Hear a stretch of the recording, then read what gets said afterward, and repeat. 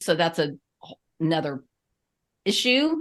But they'll come to me after just having seen their medical doctor and running, updated blood work.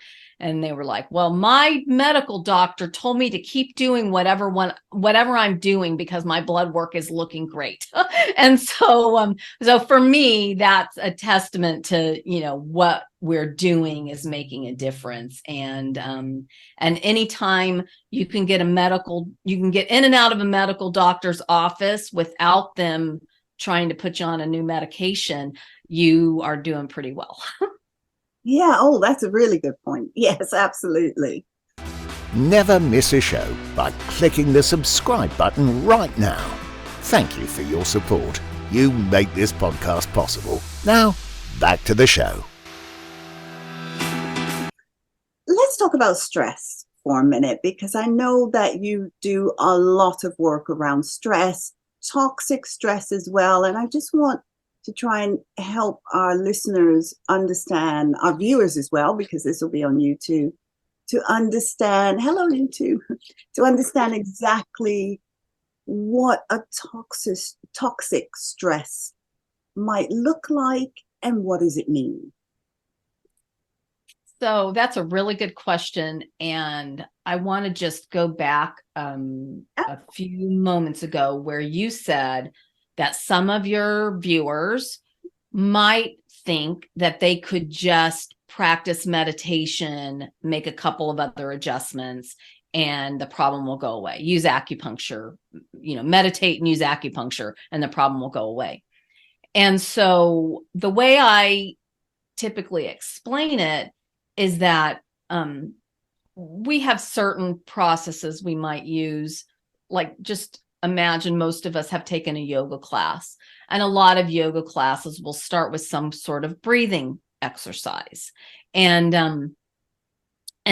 I, in my MOLT method program, I have a breathing exercise that I have incorporated into one of the modules that I teach people how to practice, because it's something super easy you can do literally if you're sitting at a stoplight, my MOLT method program.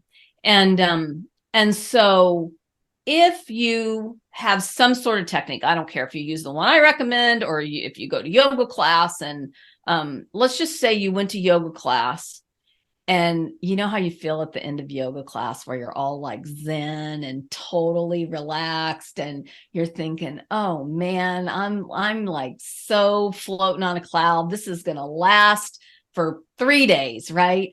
And an hour later, your system's like back on overdrive and you're wired and you're like, man, like, why doesn't it last? Why when I really put in the effort to soothe my nervous system, to relax, to reduce stress, it's not lasting.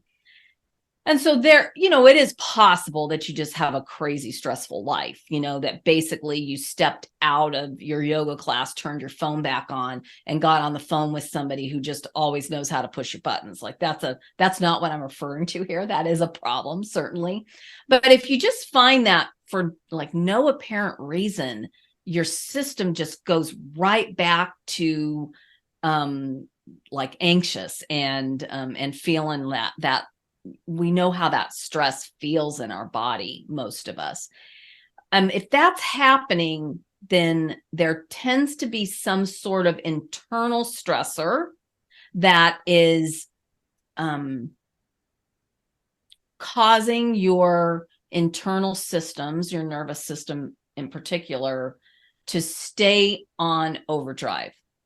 And it's like your body thinks that there's a lion in the bushes, and that at any moment in time, that lion is going to jump out of the bushes and start chasing you, and you need to be ready to run. So if that stress is coming back, if that feeling of anxiousness is coming back, then that points to toxic stress.